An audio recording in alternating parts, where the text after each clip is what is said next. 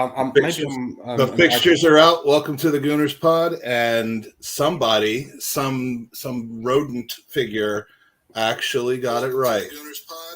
So we will talk to that person. And here we go. Once upon a time, way back when there were only 9,000 Arsenal podcasts, 5 young men from various backgrounds, an Irish kid with a horrible haircut, a young Jewish nerd who hadn't discovered food yet, a child from Hemel Hempstead who didn't want to be English no more, a handsome advertising magnate with impeccable judgment, and a young Mexican AC Milan fan hatched a plan to take over the world of Arsenal podcasts. But then these boys became men. Jared, Mikey, Ewan, Magic, and Andy. And the rest, my friends, is history. And now, all these years later, you tune in every so often to hear their incredible takes, their football knowledge, and their sensual advice. But now, it's gone too far. You, our fans, are at long last witness to season 7. Welcome to the Gooners pod. Hello and welcome to the Gooners podcast. It's a very unusual, special, weird episode tonight. It's one of the TGP boys with two same old Arsenal USA alumni. Should I say? It's a little bit like when if John Lennon and Paul McCartney had another chance to meet up. That's what I feel like. It's like a little bit of a Beatles reunion. Yeah, I mean, you guys have all like it. Yeah, your singles on your solo career, and we're going to see if you still have the magic. Because let's be honest, you're the only people I could get to be up in the middle of the night here in North America. I won't call it the U.S. because we're not all here from the U.S. But to do the fixture release. So we're going to talk a little bit about Arsenal's schedule. We're going to talk about what's come out, and we have a special guest with us. He, she, it. I don't know really how to refer to a gerbil. I don't know. I'm looking underneath to see if there are signs as to what it is, but the gerbil's with us now. The gerbil's very shy. It's running on its wheel. It's checking its Twitter account because right now people are eating a lot of crow because the gerbil, who very, very rarely gets things wrong, and especially when they're like this kind of stuff about fixtures, about management. He's not an ITK, and he'll be the first person to tell you he's not an ITK. Listen, Mike, I just hope that little fella above me is toilet trained. You are directly in the You're line. Like, yeah. You are in the line of fire, and he's got a direct line of fire. He's got a big old thing to aim for too. So y'all can we can definitely talk about the gerbil. If the gerbil wants to unmask himself, he might. But let's just say, by looking at the first week's schedule here, and then we'll talk about the rest of the schedule overall. But yesterday, what time was it? Maybe 9 o'clock, 10 o'clock in the morning. In the U.S. about 3 o'clock in the afternoon. A Gerbil bomb was dropped that Arsenal will be playing for the second consecutive season away from home in the opener against Crystal Palace. And here it is. It's actually happened. What do you make of that, Tanner? Do you like starting on Friday night? Do you not? I mean, it's the second season in a row. It just seems a little odd. It's clearly not random that it's the Friday night. That's a TV selection. But first, what do you feel about the Friday start? And then what do you feel about Palace away? Because I think we all have feelings about Palace away. I think you have feelings about Palace away. Well, every time I go to Palace away, it's the worst game we ever played. Arsenal get battered every time you go. Yeah. Arsenal get battered every time you go. So anyway. I am not going to this game, which I think put your money on a win for us. But so the first two words that come to mind are thank God. All right. Am I crazy, or Are Arsenal this is 3 of the last 5 years? I feel like we're starting the season. We're kicking off the season, whether it be at home or on the road. But I feel like this Friday fixture, this Friday 8 p.m. Greenwich Mean Time fixture is Arsenal, whether it be on the road or at the Emirates. I don't. You can't say on the road on this podcast. That's bad. I'm sorry. You have to say it away. You can't say on the road. I'm sorry. Away. What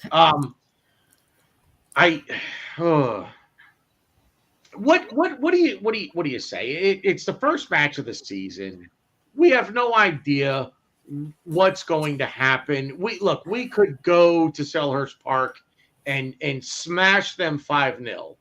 Meanwhile, we could go to Selhurst Park and be smashed 5-0, and the result would not surprise anyone, especially with this fixture, because it's we've been battered at Selhurst Park for the better part of the last half decade now. Yeah, we've won 1 out of the last 8 overall against Crystal Palace, and I think that was a game maybe 3 years ago. And it's not a good scene. Stan, your thoughts about the opening match, and then we have somebody in the red room, I should say. By the way, if you want to be part of this podcast, it's an open mic format. If you want to jump in, if it's not too early in the morning for you, go to GoonerOpenMic.com and join us, and we'll bring you on screen. We have a very special guest getting ready to join us. But Stan, before that, your thoughts on opening the season away from home against our nemesis. Well, first of all, the fixture, for me personally. Can you show a little bit more leg while you answer this, please? Yes, please. Yeah. It's late night, right? That's where we are. Do you know what I mean? So, but for me personally, I love this particular fixture because the very first Arsenal game I ever went to back I think it was around 1979, was Arsenal at Selhurst Park. So that's always a fixture that sticks out for me. And this being such an important season that's coming up, what a way to kick it off. And as for the Friday night thing, I love it. I love the hardship part of it. I'm like, throw whatever you want on us. I just don't care anymore. Fuck it, FA. If you want us to play on Thursday instead, we'll start on Thursday. I'm at the stage where I'm like, just bring it all on, because I just want to see us overcome everything. I'm not going to whinge. I'm not going to moan. I'm not going to say this team has it any easier. I'm at the stage where I'm just like, no one does Arsenal any favours. No. They never have done, and they never will do. So I'm just like, yeah, just bring it on. Well, speaking of someone who never does anybody any favors, Fergus, welcome to the podcast. Hey guys, sneaky. Guys. Oh, hold on. I'm at work. So, like, yeah. Stan, I think I spotted the gerbil. I think I spotted the gerbil just when you lifted your leg that time. Oh, did you? Was he looking at? Was he peeking? He was making an escape. Yeah. Or was that one of his nuts? He was like, probably. It's quite warm over here, so I don't know what it's like over in Canada, but yeah. Please don't do that again. Fergus, you saw the tail. You saw the tail just sort of like sneak out, right? He was sticking his tongue out. That's what it was. Yeah. Right. It's all going to be like Alan Partridge, isn't it? Remember that episode? So Fergus, Daniel points out. I mean, I want your view on the game, and we'll talk a little bit more about the rest of the schedule as well. The schedule, because there are some interesting kind of passages of games over the course of the season. But I mean, do we doubt the Gerbil anymore? I know the Gerbil kind of. I love the Gerbil. He makes me laugh. He tickles me. Not the way that Richard Gere was tickled. Mike, it's a PG show. Keep it PG. I mean, I'm no Richard Gere, but I love me some Gerbil. You beat me to it. And he got this one right. Listen, he's a smart cookie. I tell you what, he knew about Raul, and he knew about the Palace game. He's got some seriously good contacts. That's all I can say. So I want to see the guy's face. Well, we nearly saw his left leg anyway a few minutes ago, but he knows the best people that know the best people. I mean, that's all I can say is that the guy is. I mean, do you reckon he's glad all over? I'm not saying that it's not Stan Kroenke. I'm not saying that it's Stan Kroenke either. I mean, there's some sensitivities there to what I am and I'm not allowed to say. Fergus, I'll tell you this: he crawls up into some very well-known asses. Yeah. Well, actually, he's just alerted me he wants to say hello. So he's going to unmask himself in a second. Oh, he's I think he's on the wheel. I don't even know what to say right now. He's yeah. I can tell see you. if I could. Oh yeah, there he is. Wow. I envisioned him. He's a little. Now I don't see color on a regular basis. I see a bit of Dan Potts in there, don't you? It's very ginger. He does have. Yeah. I think Dan might have had that on his head at one point. He's very long. I never read him down as a ginger at all. Well, no, I didn't think he was a ginger either. But he looks a bit like Prince Harry. You know what? I got to be honest. Could be Prince Harry. Could be Prince Harry. He just texted me. He's getting a little shy, so I think he's gonna go back. Yeah, that's sorry. He's gonna crawl back up inside. I don't think he was expecting to be judged so harshly. But if you doubted him, if you went on Twitter and said, why would you believe a rodent who calls himself the Gerbinator and refers to things using words such as gerbtastic and gerbilicious? I mean, why would someone do that? I don't know, but we all need him in our lives. That's all I'm going to say. The chat has some things to say. Daniel Roberts in here saying that the Gerbil got it right. Aaron complimenting me for some reason along with the Gerbil. Don't know why. Let's see. Who else do we have here? We got Brady's Banana asking what time the fixtures come out. They're coming out tomorrow. We'll have a show there.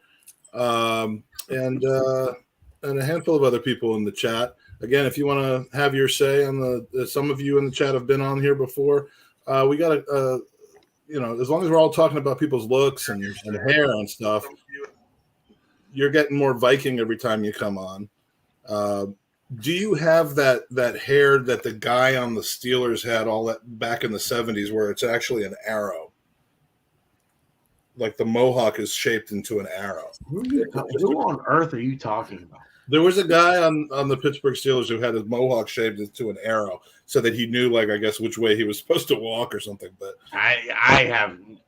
first of all, I hate the Pittsburgh Steelers, and I have literally no clue who you're talking about. All right, well, Tanner, you know what I'm thinking, right? When with the new look, I'm thinking, oh, what a rush! Yeah, let's go, baby. Little Region of Doom, baby. Animal Hawk. Yeah, I like it. Okay. So it doesn't travel very well. It doesn't come over this side. It's a wrestling thing, lad. It's a professional.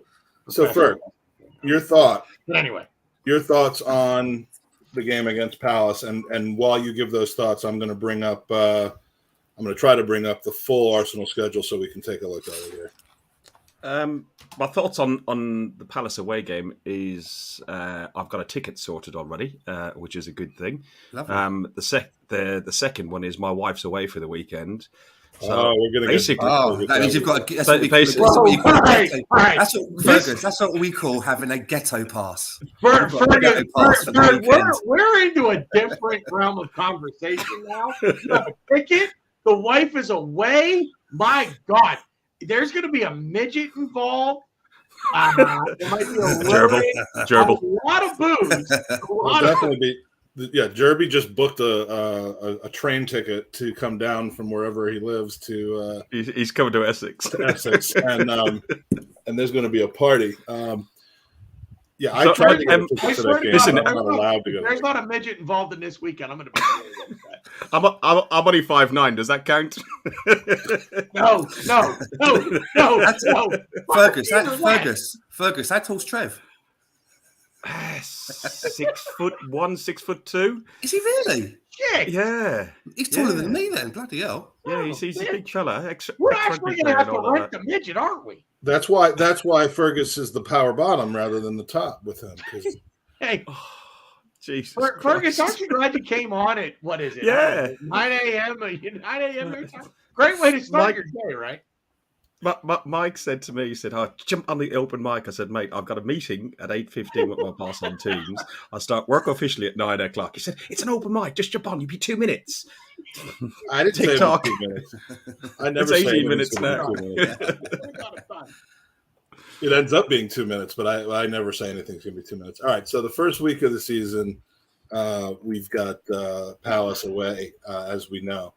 In fact, they've done the whole first week there. They've got the Saturday games, all the TV time games. No real top 6 battles in that first weekend there. I'll send you a better picture, Mike, on WhatsApp.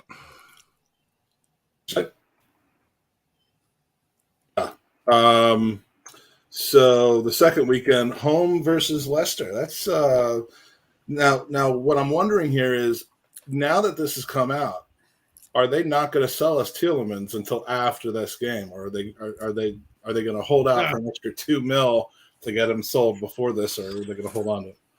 Well, a cousin of the Gerbils was speaking to one of our cats, because all those animals speak in different languages. There's a WhatsApp group for all.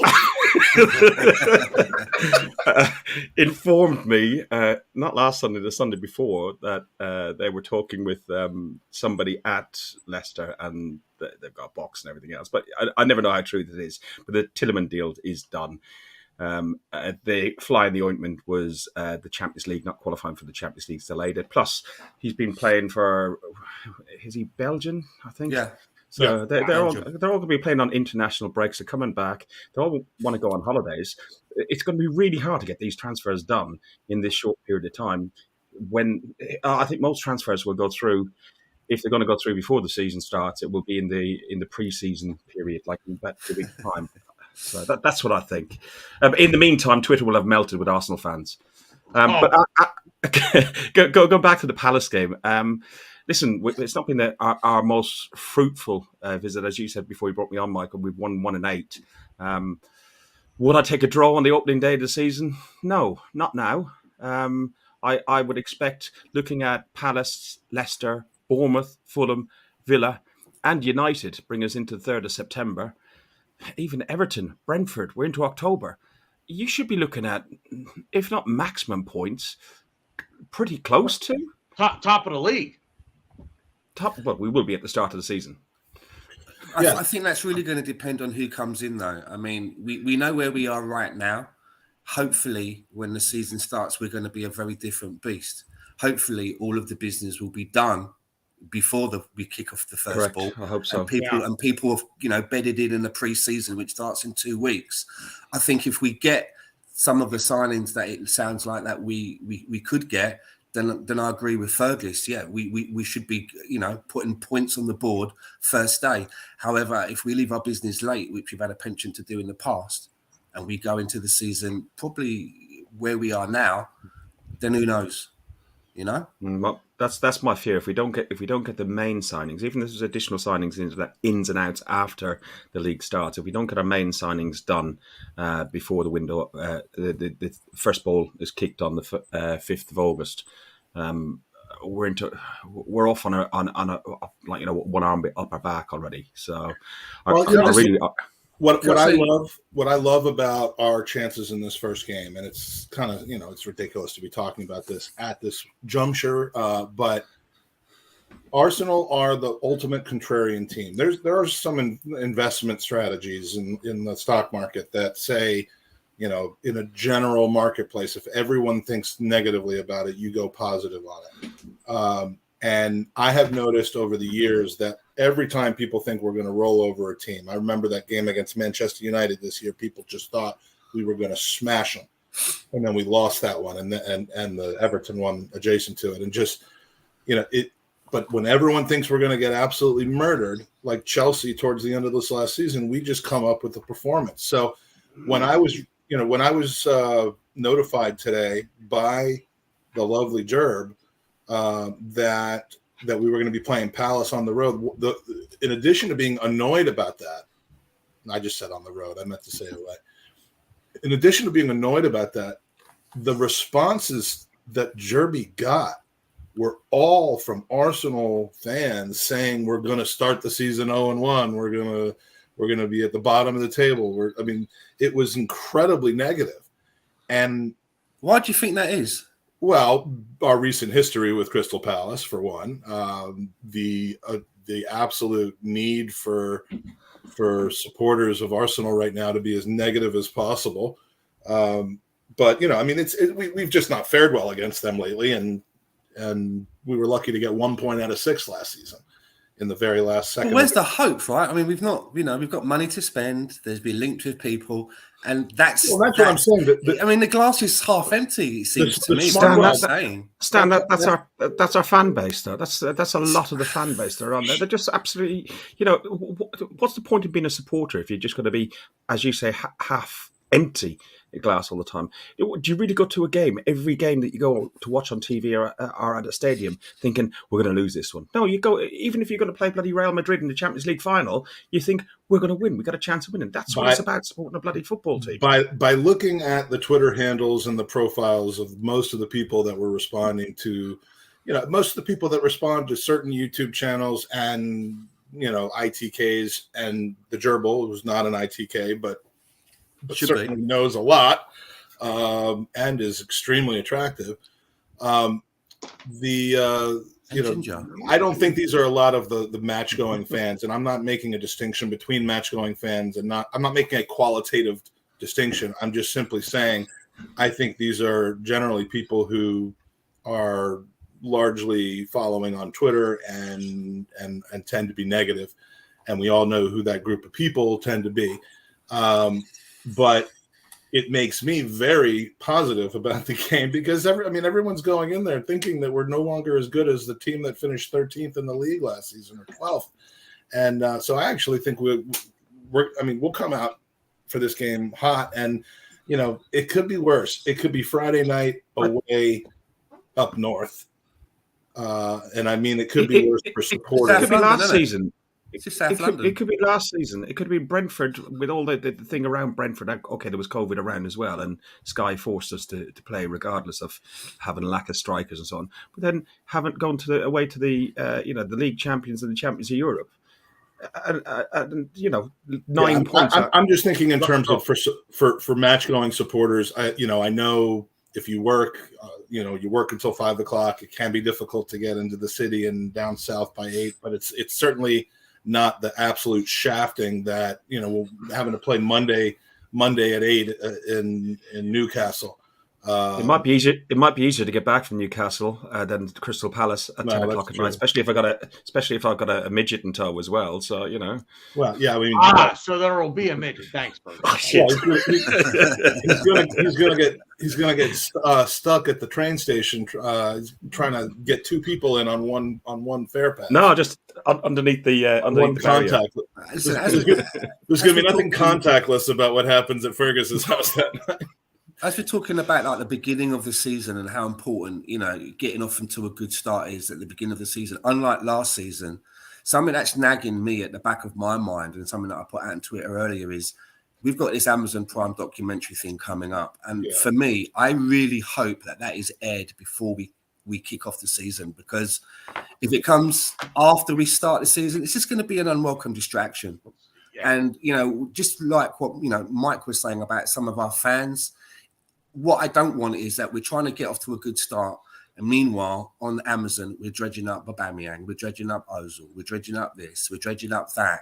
And everything is just being regurgitated. For me, if I was Arsenal, one of the conditions would have been, okay, you can film this, but it has to be aired before we kick a ball. It's just, I just don't want that as a distraction. I don't know what you guys think. Unfortunately, if I recall when the Spurs documentary came out, when they were the subject, it was during the season. So exactly. Some of them have come out before, some of them haven't, and that's what's got me worried, Mike. I just don't want that. I think they should just compress it into. They should just compress it into 1 week and air it in mid August and just be done with it. I know that there are some people in the chat who haven't seen the rest of the schedule yet. So, and there's some talk going on about April and October are not kind to us. But let's start to take a look a little bit here. Leicester City home, Bournemouth. That looks to be. This is City at home. Oh yeah, that's a Tielemans hat trick, isn't it? For us. Yep, Tielemans. We're going to get one from Gabby Jesus against Palace, and then Tielemans on the second week. Then we go to Bournemouth away, which is always it's a nice away day if you can get a ticket, and it's in the middle of summer, so that'll be a nice day out, I would imagine, for those that can make it. 1,250 tickets. That's all we get. 1,250 tickets. Yeah, and like 140 of those go to one person. No, well, at least 68. At least 68 do. Yeah. So yeah, Bournemouth away and then Fulham at home. Those are two. Leno be in goal for that one, wouldn't he? Fulham. Leno, we'd be facing Leno in goal. Right, should get a hat trick then. Hat trick for us, yeah. Could be just punching the ball out to Smith Rowe. We stand on the penalty box, going, rolling the ball out to Eddie. I cannot wait for the Fulham game because I will be. I like Fulham. It's a nice ground as well. It's a nice ground. Well, but this is a home game. This is a home game. The away fixture at Fulham, which is always a nice one to go to, is actually in March, so it'll probably be freezing. But yeah, Fulham at home. I will be in town for that game, although I will have been at a wedding the night before in Maidstone. That is going to be a pain in the ass on a very hungover day, but fun. No, you'd just still be drunk by going by your normal records. Well, yeah. The wedding of the season. And then, Aston Villa, Tuesday the 30th. That's the first midweek Premier League game. We know that they're stacking the schedule, and we're going to have Thursday games just about every week with the Europa League in the fall. After the Man United game, I think is our first. What's the date on that United match? That's the 3rd. And then Everton. The first Europa League group stage match, I believe, will be September the 1st. Really? Okay. I think it's September the 8th. I might be wrong. But is it okay? Maybe no, Fergus. I think I think you're right, Fergus. I think it's the week after. Now that I think about it, I think it is as well because I'm leaving on the 8th to come back to the States, and I was hoping that was another reason among many. Do you have to, or can you just? I do because we have another wedding the following weekend. So nobody's gonna miss you. Yeah, no one will miss me, but my wife is going to be with me. And you know what? If she needs a date, I'll volunteer my services. That's not where I was going with that. Okay, but so that United game again, probably. I may have a used midget for you as well if you want. A soiled midget. I mean, it's all lining up. Exactly. For the record, I'm pretty sure that's not the right term to use. I know. Shouldn't it be like vertically challenged now? If you're being I thought there were little flies like mosquitoes, aren't they? No, oh God. Where's the the letters are going to come in, aren't they? The letters are coming, man. Language and comments by guests and hosts on the Gooners podcast. I bet Warwick Davis is spitting chips. And love of all people equally at the Gooners podcast stands for. Just want to make that perfectly clear. But if you look at how the start before we break for the World Cup, we got 5 games in August, 3 games in September, 6 games in October, and 2 games in November. The 16 games before the World Cup break on November 13th. For contrast, that's 16 league games. League games. Forget about the League Cup that goes in there, and forget about the Europa League. Europa League, exactly. That go in there. For contrast, last season, match day 16 wasn't played until the 12th of December.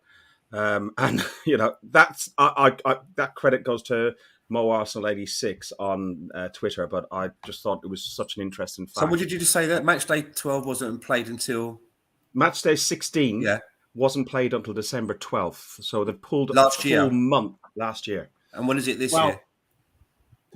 November the 13th. By the way, cramming it in. Every Europa League group stage match will be played prior to the World Cup break. So we have 16 league matches, not to mention 6 group stage matches in the Europa League. So there's 22 matches to be played. NLD Cup. Yeah, this is ridiculous. And the good news is we're going to have a squad of a complete game day squad of 9 players.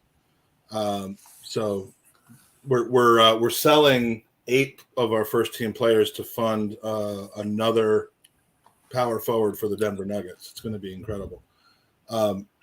Manchester United away. That game might be moved to Sunday. I actually hope it is because I have yet another wedding on that day. I want to know who all the people are that like you that are inviting you to all these weddings. Well, actually, I think they just want your wedding gift. I'm going to go on that. I'm going to go out on that limb. I reckon Mike's got a garage full of toasters. And he just right. Yeah, there you go. Yeah. No. And you know what they are? They all have individual team logos on them, so that whatever wedding, wherever he is, it's just. Oh, if he's in Denver, he'll just give him a Broncos toaster. Just post the logo of that city's team onto the bread. So, sorry, Mike. I'm actually getting some news from the Gerbil. Breaking news. Do you think? Do you think I should release this live right now? I mean, if you're going to release what we think you're going to release, no, keep that to yourself. It's a PG show. No. Is it different to what I released earlier, or? It is very different than that. They might carry on. Carry on. I think it's what he might be watching the show. well, again, Jerby's in the show, but he's texting me things he wants to have out. He's very quiet.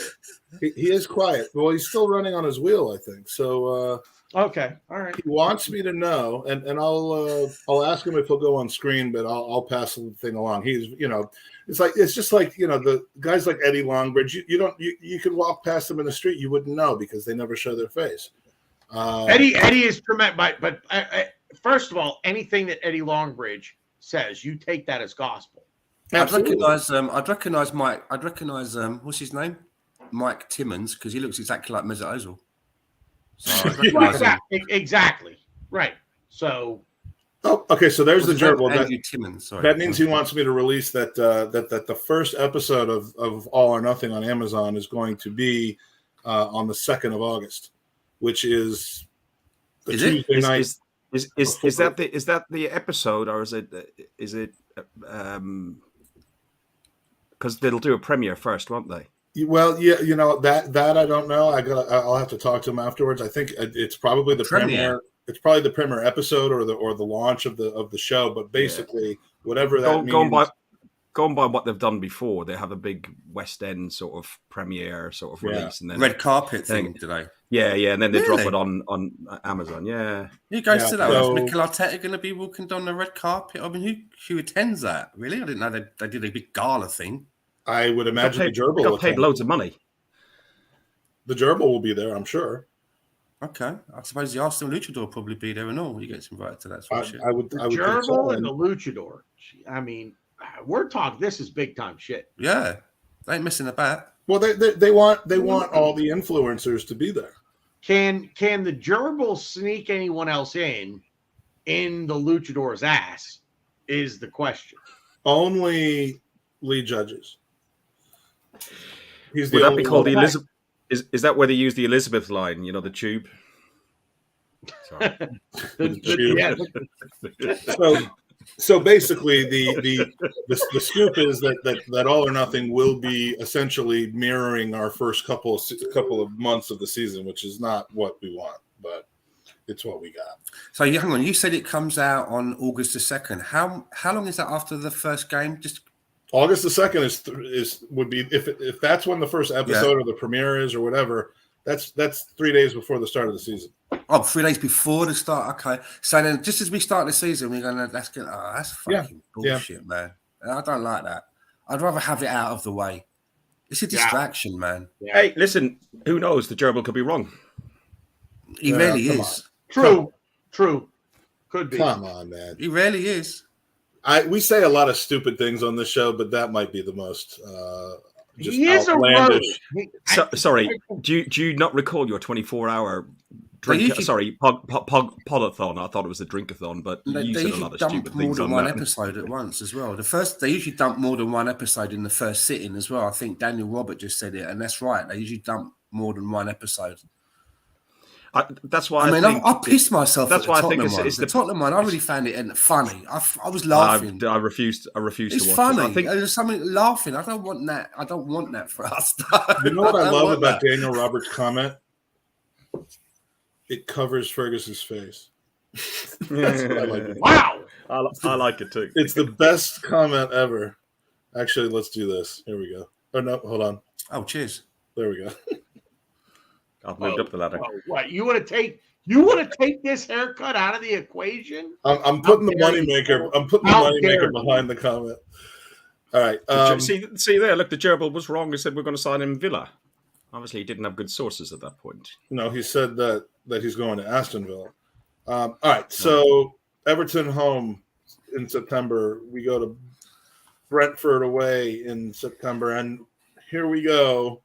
The first stretch of tough games, or maybe it's just one tough game, let's hope. But Arsenal will be facing off against Yves Bissouma, depending on pending charges. Yeah, game over. Game over. That dude's the best player in the world. Yves Bissouma is the best football player in the world, and he's going to the best. I wonder how we'll get on B Wing, though. I'm the daddy now. Tottenham Hotspur home, North London derby. Where's your Saturday, October 1st. Probably almost certainly going to be Sunday, October 2nd. Most of these games are going to be Sunday, I would imagine. Back-to-back home games against Tottenham and Liverpool. I think we could take 7 points out of those 2 games if we really work. I 110% disagree. If it's not 13, fold the club. Leeds away from home, City at home. So, yeah, October, a bit tough. Got 3 big, top 6 opponents in that one, and Southampton, who, So, going back on what we said earlier, myself and Stan both agreed that we wanted our signings done before a ball was kicked at the start of the season. But looking at Palace, Leicester, Bournemouth, Fulham, Villa, and United, Villa, not United, can we afford to drag our heels a little bit on no, because then we're blooding in players against Manchester United and Everton. Yeah, in games. No, I mean there's Mike, ring the bell, please. I can't because my entire family is sleeping. It's 4:30 in the morning. That's the one thing. Wait. Just give me like a ring the alarm. Yes, that's what I want. Here, I'll hold it. We got it. We're good. Okay. Yeah, we're gonna blood them in. So.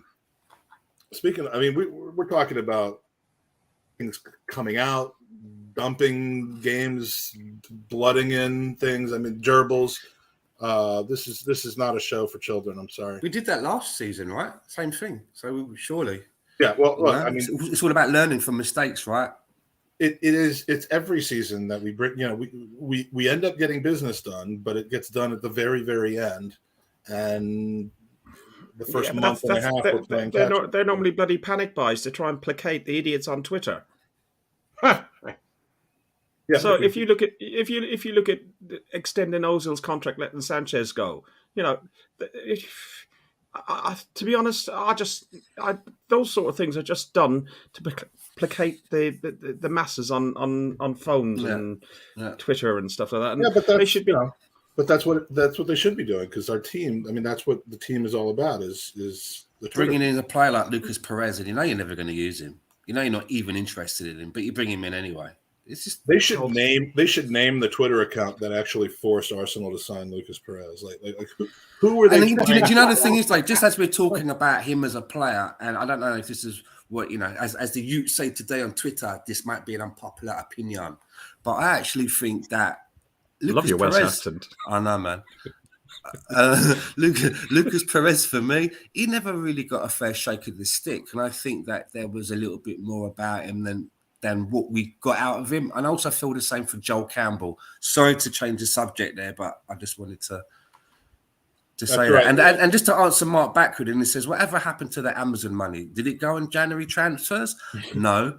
The Amazon vouchers went on a new barbecue for Edu for the summer. Well, look, the last time he was barbecuing, I think we signed Who was it that we signed? Is that when we signed that one-legged guy? Because one of the legs was put on the barbecue. Pepe, that's him.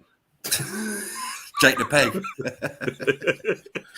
And I just want to tell you that leg. Long John Silver. Yeah. I do love a good barbecue. I had one last night. Breaking news. All right, so November, there's only 2 games before the World Cup, and they're both going to be played away from home at Stamford Bridge, easy win, and at Wolves. There's nobody here. There's nobody here, just like the old days. There's nobody here. Not bothered about Wolves. We broke them. We really broke them. I think we did finally. I think the guy inside that box just broke when he shouted at the Arsenal fans. Hey! So it's bizarre though, just seeing this gap here, November 12th to December 26th. Obviously, Wow. we know why. Oh, yeah, of course, yeah. it's there, Yeah. but the first game back after the World Cup with our World Cup winner Bukayo Saka, Emil Smith Rowe, and Aaron Ramsdale. You know what? This And one's Matt Turner big, in the it's finals. going to be as a well. big problem for me, the West Ham game. I really wanna go Ramsdale see fresh that off of game. saving a penalty in the final. from Christian Pulisic. Yeah. Yeah, that West Ham game is going to be a huge problem. When I got my season ticket 12, 13 years ago, Saving a it was penalty always from Darwin Núñez. It was always agreed that I'd never go to football on Boxing Day because it was family Christmas Day and everything else. I wonder if she's changed her mind. Well, What do you reckon? I reckon she's going to change her mind when she finds out what you did for the opening day of the season. She's going to change her mind about a lot of things. I mightn't have a problem then. Hey, Fergus, I will concoct a great plan that will satisfy both of us, and you'll be in no trouble whatsoever. I don't like where that's going. I don't know if that shouldn't be on air. We'll talk afterwards. CM me. No, I had heard that they were not.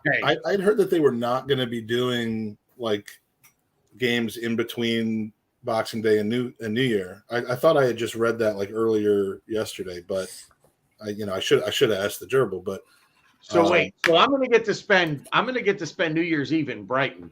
I don't hate it. Yeah, you're going from. When are you going from? I don't. Are you going, are you? I was going to go in February, but I might just go. I might just go right after Christmas. And Brighton's a nice place. I have some friends in Brighton. Brighton is beautiful. I've been to Brighton twice. I don't mind it at all, and I love it there. I didn't love the results that we had when we were there, but I got to tell you, the Amex is for the Americans that might be watching it. It's like a college stadium where it's not in the town. Like you have to take you train into Brighton, then you have to train to the stadium, and there's nothing there. Yeah, it's kind of annoying, but maybe they were hoping to get tailgate parties going on and all that sort of stuff. I mean, we could turn Brighton into a very American town. I'm telling you. I'll tell you what. As long as not Brighton in Arkansas, because I don't think they'd like that Brighton. When we get to our financial pods over the next couple of weeks, Brighton's one of those clubs. Keep That's in a lot of trouble. Yeah, financially. Let's just Brighton and Aston Villa. Anyway, there's a great little Mexican restaurant in Brighton, and I swear to God, and it's tremendous. Is that where the other Mike works? Yes. Yeah. Mike Hernandez definitely summers in Brighton, so he won't be there. He's moonlighting. He's moonlighting. He's that's his third job. He's got 2 in San Jose and then 1 in Brighton. Right. Right. So what is the? None of them include being a dad, by the way. No, I was going to say what is the 2-week break here, but it's got to be the third round of the FA Cup. So isn't there January 2nd. So the January the 3rd or so, that's normally when the first round of the FA Cup is, but isn't there also some sort of pseudo winter break? I don't know if they're putting that in, where you play 1 week and half the teams play 1 week and half the teams play the following week. Get a week off. I don't think that's in the calendar this season, because I believe that both Sorry, I believe that both the weekend in between here is FA Cup Saturday, and then there's the away North London derby. So we're done with Spurs by January 14th. Bite your tongue. Bite your tongue. And then United on the 21st. This weekend in between, the last weekend of January, that will also be, I think, an FA Cup round 4 weekend. So that could end up being the break if you get out in the third round, as we are wont to do every year that we don't win it. We're out in the third round, it seems. But third round is the 7th of January. Just checking. Yeah. So and the fourth round is by this most likely the 28th of January. 28th, yeah. Then the 1st of March. Yeah. So then we go through a fairly easy run. My birthday. Everton. I'm in Everton. I'm in Liverpool for my birthday. That's a nice place to spend. I was in Liverpool for my birthday once as well. Ferg, when's your birthday? February 4th. All right. I'll tell you what. You and I might just meet up in Liverpool for your birthday. So by the end of this schedule, bring your own midget. Tanner will have talked about how he's going to. I will, and don't threaten me with a good time. I will.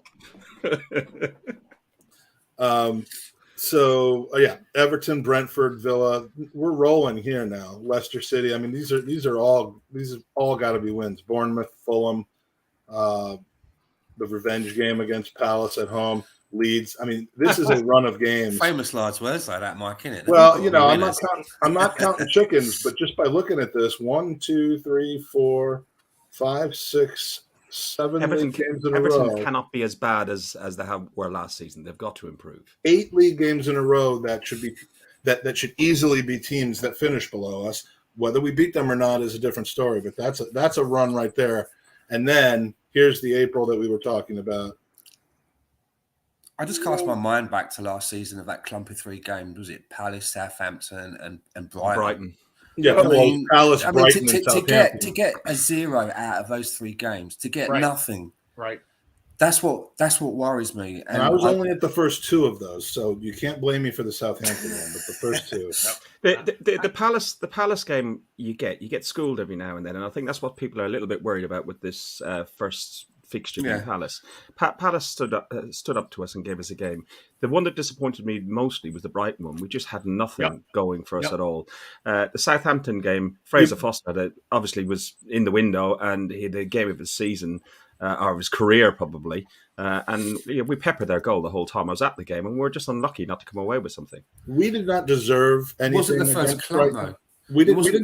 We didn't deserve anything against Brighton, but that I do have to point out that was the game where they spent 10 minutes figuring out how to get a goal away from Martinelli, and finally figured out a way to do it right before halftime. And that could have very, very well changed the game completely.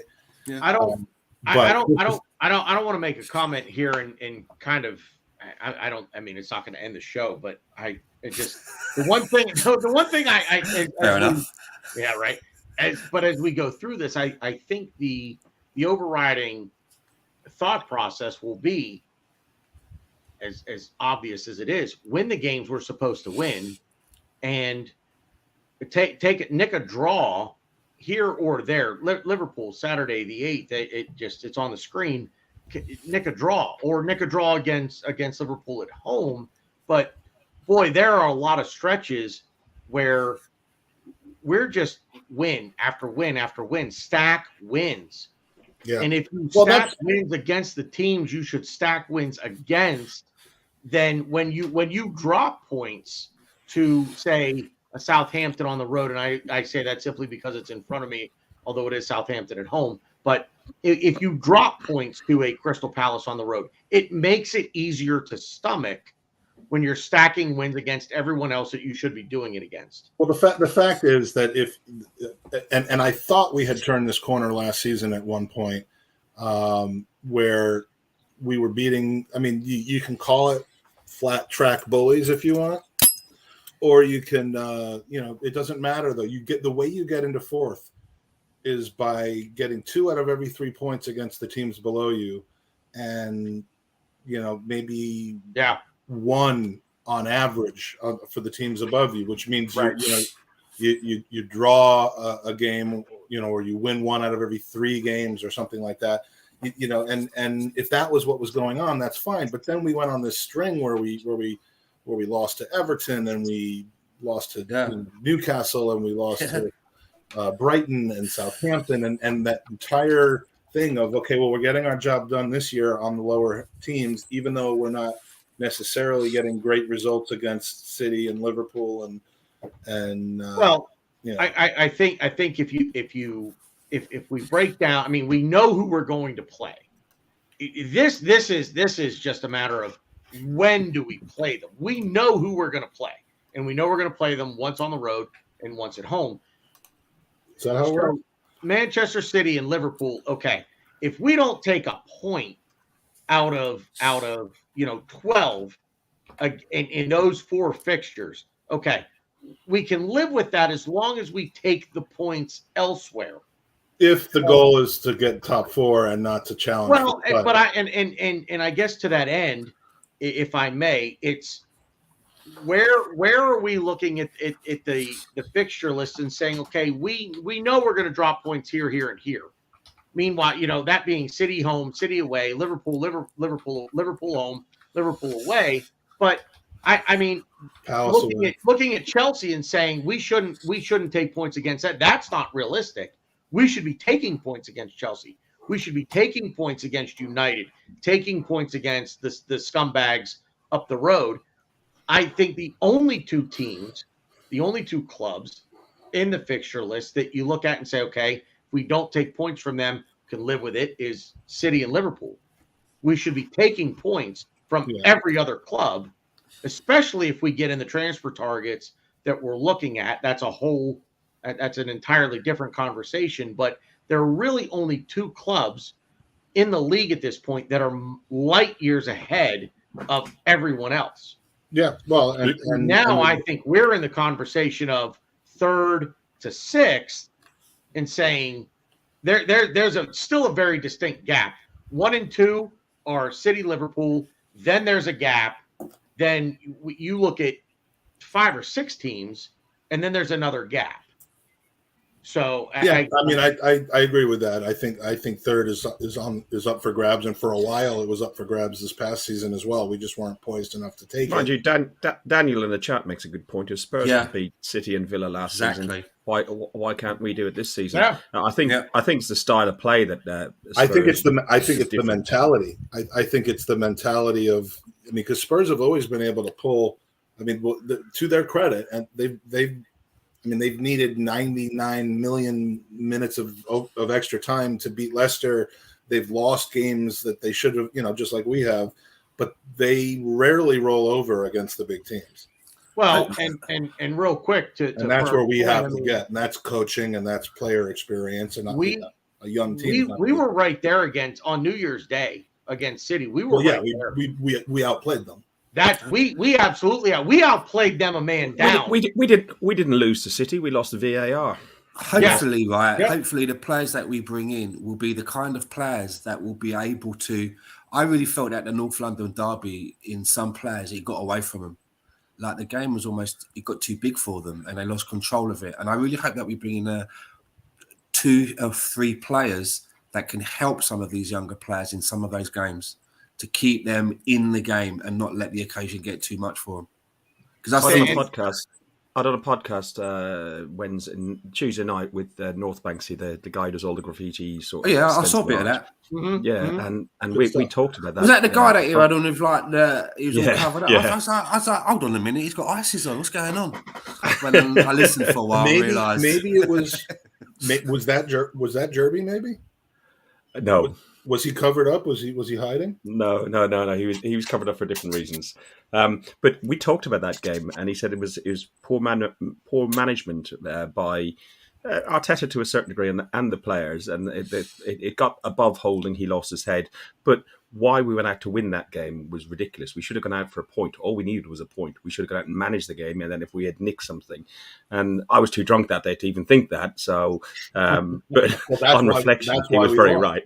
We needed you getting everybody straight on how they should be playing, and you failed to you flattered to deceive. You failed to accomplish what we needed from you, and damn you.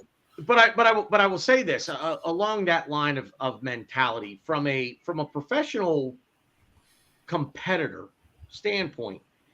I don't think you're ever going to go into a competitive match and say, you know what? All I have to do is play for a draw. I don't think that factors in. I think once you get out there, it is win. It is I want to win. I agree with the kind of try to take that mentality into the game. But I think from the professional competitor standpoint, I think it's hard to go out and say, I'm gonna ease up a little bit because I don't need to win this game. It's difficult to do, especially in that atmosphere. Well, I don't want to sound facetious, but I'm just glad that George Graham didn't think that way back in '89. Yeah, I mean that's true. That's true. I was going to say it comes with age, though. These with such a young side and such an inexperienced side, you saw them against Newcastle. Newcastle created such an atmosphere up there, and they came out. They shit their pants. Really, playing for a draw or playing to keep the game close is a experienced player's strategy. You can't do that with 21 and 23-year-olds. Because they're either going to be all out or they're going to be, kind of playing scared by trying not to allow it rather than to score one. That's why, I think in the transfer market we're missing those few ingredients that can help the young players. Well, exactly. That. You just like salt. You just need to sprinkle in a little bit of the right kind of leadership. Not the cold leadership. We don't have a leader on that in that squad. I think Gabriel Jesus could bring that. He's a winner. I think he's a great person. He's the closest thing as we've got. I think he's the close. But you've got experience in Xhaka, you've got experience in Elneny, but neither of them are leaders. Gabriel, people would argue with you about Xhaka, but they're not. But it's and don't even get me started on Yuri Tielemans and his full UEFA coaching A badge at the age of 25, which is a running joke on the Arsenal fan circle, which I bring up at every minute. But I'm pretty impressed by that he has that. I'm very impressed that Yuri Tielemans has that. It is impressive when you think about the fact that a guy who is 25 years old, like you just said, has his A coaching badge. It shows he's in it for the long game. That's a great point, Tanner. He understands football more than just earning pounds, shillings, and pence. So if anyone on Twitter says he's got no tactical awareness, you can hammer the fuck out of him with that. Or he just really wants to spend time around young footballers. Whoa! Oh, where is this going now? Stop. I'm just saying, like he's got that training mentality. It's very nice. Right, of course. He wants to help people. Let's get into May because I said training. The mouse over here. I said training. So April is let's just recap April. It starts with Leeds, then we go to Liverpool. Leeds, Rafinha hat trick against Leeds. Liverpool, West Ham United, Southampton, City, and Chelsea. That is a hell of a month. And sprinkled into those games, you're going to have the Europa League quarterfinals. The two, you're going to have the FA Cup, sixth round and semifinals. It's going to be a hectic month in April. But so, what's our priority next season? Do we have a priority? Is our priority the Europa League? Or is it the league? Qualification for the Champions League has to be the priority. And by doing that, I think our best opportunity to do that is via winning the Europa League. So we get two hits. We win the Europa League, get our European trophy, and we get into the Champions League. It's so difficult. You don't know what people are going to do. Newcastle, how they're going to strengthen, although I think they're 2 or 3 years off. They're not going to challenge for top 4 this season. Right. But you've got Chelsea. Their owners have got buckets of money. They will chuck money at it. You've got United, who can't be as bad as they ever have been last season. You got Spurs, who have done some good business so far. So I think it's going to be the top 4 is going to be really, really hard to try and break into. You got 3 or 4 teams trying to play for 2 spots. So concentrating the Europa League is the main thing and see where we can get in the league. And I love this run-in. This run-in, I think, is brilliant. Let me, if I may, before we and Ferg, I'm sorry, I know we need to move on but. I've wiggled the mouse to get over here. So I almost feel like Champions League qualification may not be enough. I feel like, okay, we're not there to challenge for the league, but we may need to win the FA Cup. We might need to win the League Cup and qualify for Champions League via the Europa League for this to be considered a successful season. Am I off base on that, or is it just No? I think a good cup run, a cup and Champions League qualification by either league status or Europa League would be good. If you won the Europa League, that ticks both those boxes. It gets us Champions League football and it gives us the cup. So right? But that's putting all the eggs in one basket. And Mike says, what do we have to prioritize? I would say the Europa League. So, question then: would you take a finish in the league of a? Where did we finish? We finished 5th, right? Would you take a 6th place finish? So we finished a place lower, but we win the Europa League. I would. I know some of the idiots in some of the WhatsApp groups and Twitter that I'm on wouldn't. You would certainly, if that happens, you would end May happy because we're back in the Champions League and we've won a European trophy for the first time in 32 Would years. Would you take a 7th place finish in the league? I'd take a 17th. I'd take a 17th place finish if we won the Europa League. Okay. And qualify for the Champions League. It's about progression. I know in the league it will drop down, and I'm being exaggerating by 17th, but I'm just. I'm like, you know how miserable those 9 months are going to be if we're tracking for 17th place. Meanwhile, we're hammering Ludogorets. Okay, we're playing Villarreal next week, but we're 4 points ahead of the relegation zone. That's not going to. But I just mean that I'd like us to win a European trophy. Yeah. I'd like us to win a cup, and I'd like us to progress into the Champions League. And I know some people say it's a poor mentality, but I was actually quite pleased that we got 5th. The only reason I'm disappointed that we didn't get 4th is Spurs got there, because I don't think we're ready for the Champions League just yet. We still need I think a year. We were battered in the groups. Yeah, I don't think we'd even dropped into Thursday night football. We might have gone in and come bottom of our group. I don't know, but but I disagree there. Can I just say there were a lot of people when the way that we finished at the end of the season, and I saw a lot of people saying, "Well, we don't deserve to be there. We wouldn't do any good," but we wouldn't be the same team going into it because we'd be open to better players, and even if we go in there, we get more cash. You've got to be in it to win it, and if my perfect scenario would have been that, we drop out of the Champions League into the Europa League and we win that. I want to see the group of players that we've got, and I agree with Fergus. I want to see this group of players win the Europa League. It would be fantastic because they get to the end of that season and they'd be chomping at the bit to then say, now we go to the Champions League together. We've just done this together. We're now going onto the promised land, and that's what I want to see us do. Well, the old argument before they changed the rules to have the drop down from the Champions League to Europa League, it was: would you rather just get battered in the group stage and then be out, or would you rather have a chance to win the Europa League? And there you have kind of an argument, because I think what we've missed out on financially and the ability to attract players. You get the same money in the group stages of the Champions League than you do if you win the Europa League. So correct. The money thing Mark in the chat is right as well. So Spurs weren't ready, but for the Champions League, but they will. I don't think Spurs are good enough for the Champions League either at this moment in time. I think they'll be right. They got to a final. They got to a final when they're in worse. No, I'm talking about now. I'm talking about going of the two teams. We were in 5th, they're in 4th. I think both of us weren't good enough for the Champions League. Yeah, and neither club we're gonna challenge for the Champions League trophy this coming season. Right. And I think the only reason the Europa League has got any value now is because they have chucked in a place in the Champions League on it. When we were in the Champions League for 20 years running and we dropped into Europa League, it was like, oh Christ, we're in this stupid league playing bloody carrier bag on a Thursday and stuff like that. And we're going to be on Channel 5 and all this sort of stuff. Now we've got the Europa Conference, which takes the heat off of it a little bit. It does actually. Takes the heat off. The old UEFA Cup was, it was because the European Cup was basically just 8 teams. So I guess the UEFA Cup carried more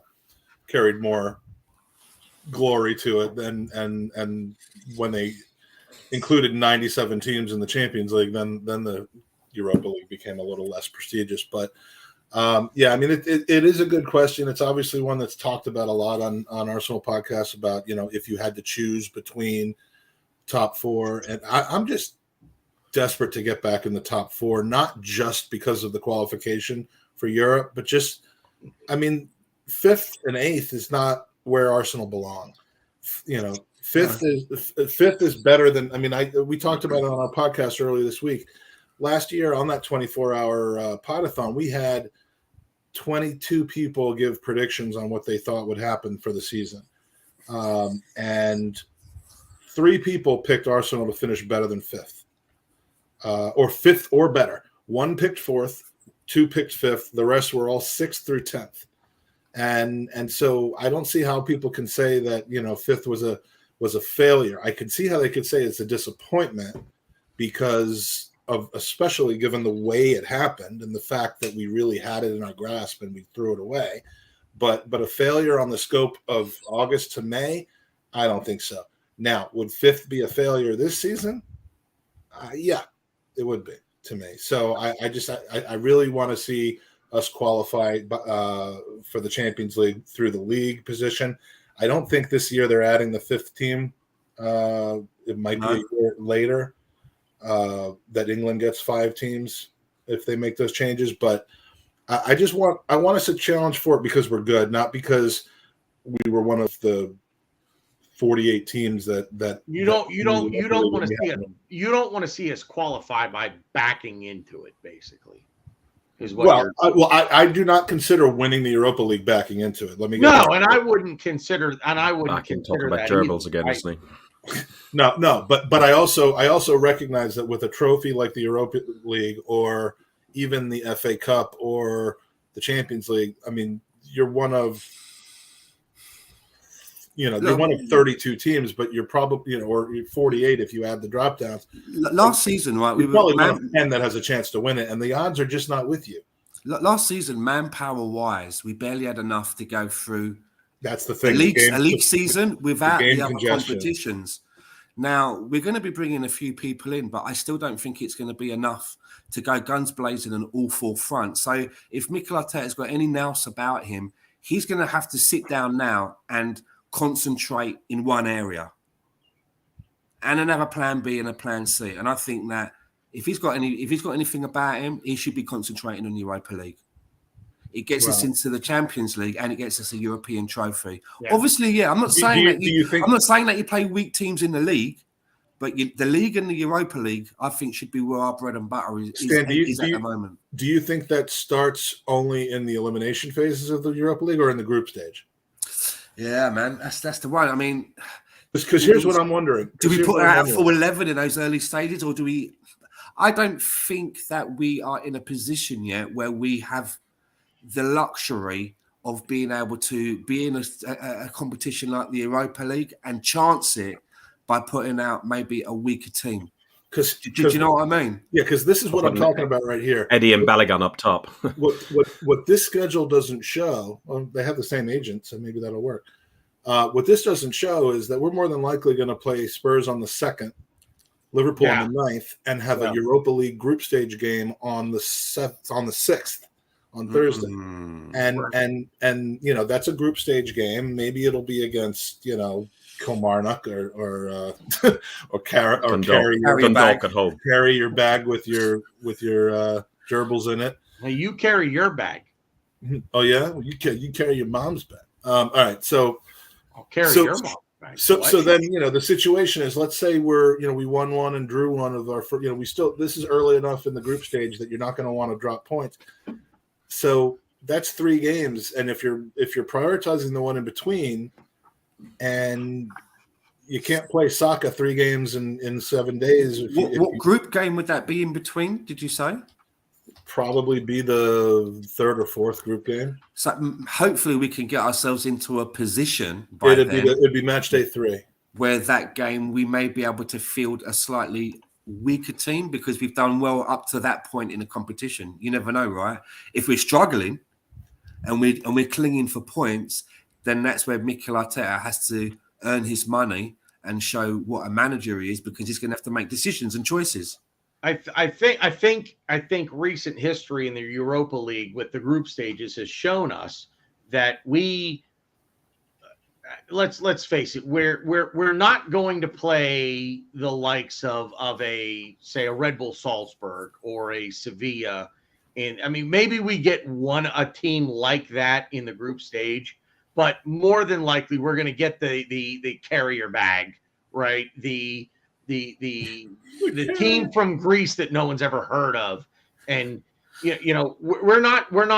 I've heard of every single team in Greece, so watch your mouth. Yeah, probably get a team like Maritimo from Madeira, where I used to live. Well, we are in pot one. We're definitely in pot one. The group stage of the Europa League is going to offer the opportunity for squad rotation, and it's going to be up to Mikel Arteta to say, okay, look, you need to see what you have here. This is your opportunity to play the guys that are on the fringe, get them some match time, and hopefully not only win the match that you're playing, but they gain valuable experience, and that can translate down the road when you need the squad rotation within the elimination stages and you're playing through the month of April that looks like we're going to play.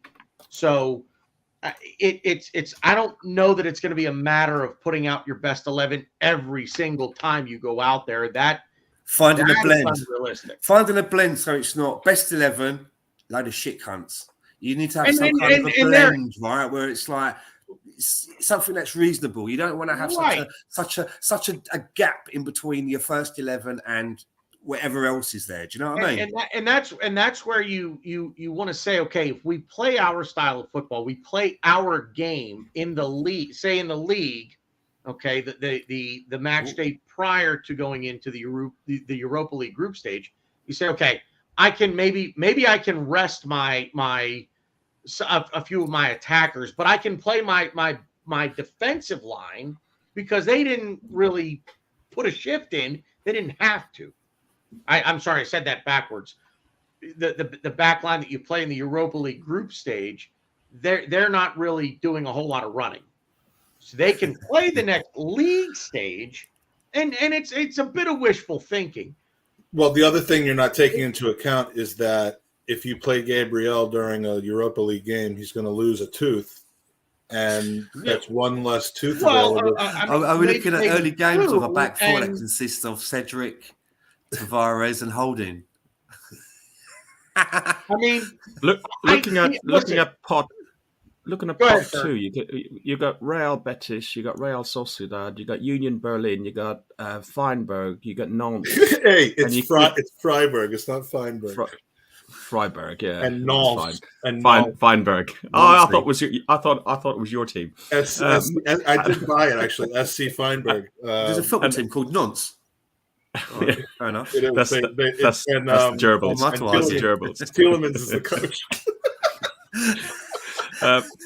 There's a possibility of Feyenoord, Rennes, and Braga as well. They could be in pot 1 or 2. So you're also looking at the same Wikipedia page that I. Yeah. What, the one that I altered 15 minutes before we started the show? Yeah. On Wiki's got to be true. That's where Gerbil gets all his information from. Speaking of, we have Austria, Wien. And stalwarts of football. He said Wien. And Hearts of Midlothian could be in there. So yeah, there's definitely there's Lazio, Roma more than likely will be in one of those pots. So yeah, I mean we should have some games that are certainly winnable. And my hope would be, and we're really kind of dissecting this probably a little more than we need to, but my hope would be that for that difficult stretch that we were talking about, where we have, what was it, United and Spurs back to back, or Liverpool and Spurs? Maybe United, Spurs, Liverpool. Maybe. Oh yeah, maybe the game in the middle will be a home game. That would be my. Listen, you laugh at teams like Hearts, man, but it wouldn't surprise me that we go to Hearts and we don't get what we want. Do you know what I mean? Well, you're talking about these games. These games. If we go to Hearts, if we go to Hearts, I want a battered Mars bar. If we don't win that game, they'll say that we clearly didn't demonstrate any heart.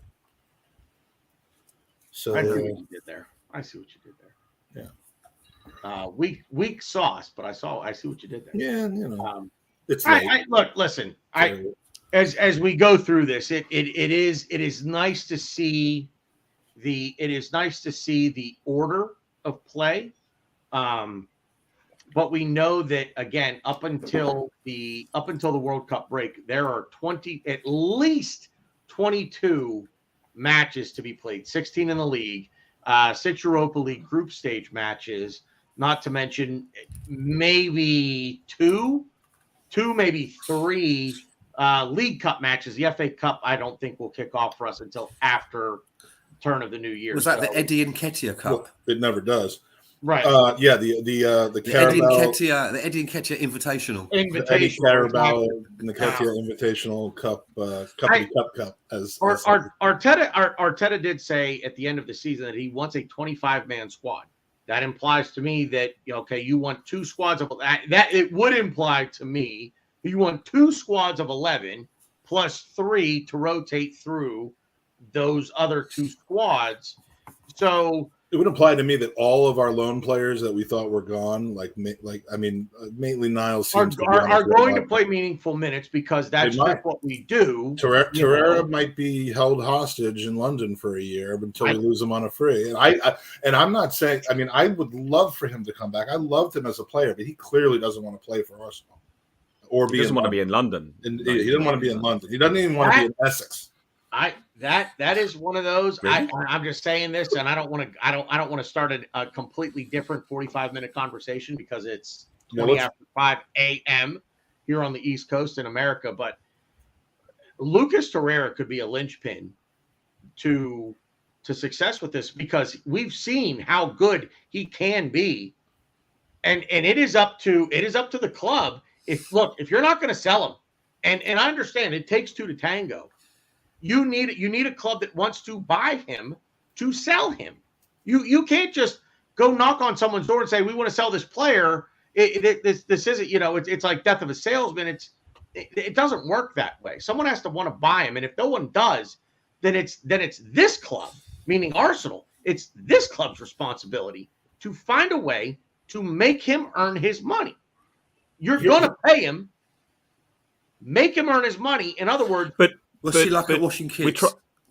We tried that with Aubameyang. We tried that with Ozil, and look how I agree, Ferg. I will say this: Lucas Torreira, to me, is a different mentality. Aubameyang is those are players with almost like I don't necessarily believe what I'm about to say, but the larger than life personality. Lucas Torreira, I feel like wants to play football first. And we'll worry about all the rest after. And I think you think Torreira is more like a Reyes type character that just hopes that. Yeah, I don't understand how we've had two managers whose first language is Spanish, and for whatever reason they haven't been able to make Lucas Torreira feel comfortable. Here's I'm getting at. I mean, I wonder if Emery is on. He was comfortable in the first half of his first season under Unai Emery. Until he got pushed up to the number 10 spot.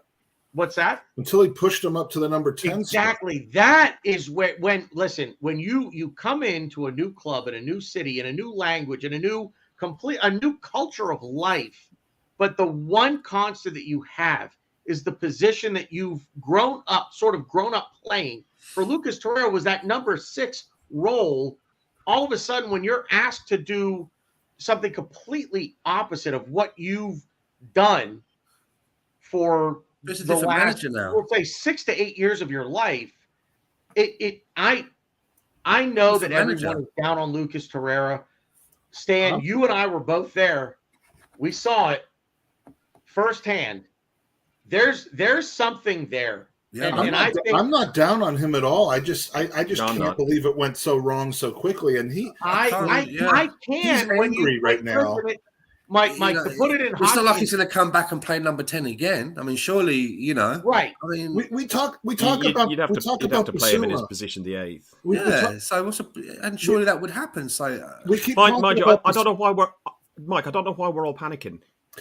All the Arsenal fans have been watching Marseille all season. we're saved. Saliba's coming back. Yeah, Big Bill. but I mean that's last, it. I mean, the last word on Lucas Torreira. Wait, Ferg, have we not gotten the trophy yet because of William? We've won the World Cup now as well with him. Yeah, bro. Game. I'm done. I'm out. Yeah, I mean, game over. There's nothing else for us to talk about. The cult of William Saliba. Lucas Torreira. Was that I cult? think everyone's talking about we didn't get Basuma.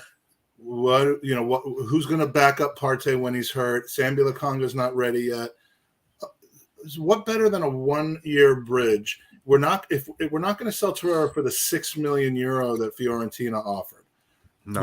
We had agreed that we'd sell him for 13. 15 euros, million euros. 13 million pounds over three seasons, and Fiorentina bailed on that. Torreira's pissed off at Fiorentina now. And, if we could just say, just give us your best for 1 year and you walk on a free, look, I'd rather sell him for something valuable and put it towards a replacement. But I think you could do a lot worse if the sale opportunity is for £5 million, like Fiorentina is trying to offer. Keep him. He's on 50 grand a week. Play him every Thursday. Give Thomas Partey a break. And make him room with El Neni. Because El Neni's got the right attitude. Yes. So yes. I think that the moral of the whole story is the fixtures have come out, but Lucas Torreira is your starting number 6 now for Arsenal Football Club. I've been saying this for 2 years. All right, so let's end it here because now I gotta go to sleep, and I'm gonna chat with Gerbil to see how his Twitter account's doing since he was proven correct. I'm sure a lot of people are eating crow and eating gerb and all of that, and he's been nice enough to show his face for the last few minutes. So thanks to you guys for joining us. Various hours. I think we are 5 people in 4 time zones. We've got Fergus in BST. We've got me and Tanner on the East Coast. We've got Stan on the Pacific time zone, and the Gerbil is in GST, which is Gerbil Standard Time. He is in his own time zone. He's in his own time zone. So thanks for joining us. GST was Ginger Standard Time. But Ginger Gerbil, GGST, Ginger Gerbil Standard Time. So with that, we shall say goodnight, and we will join you next time on the Gooners podcast. Thanks for everybody for joining in. Good night. Yes.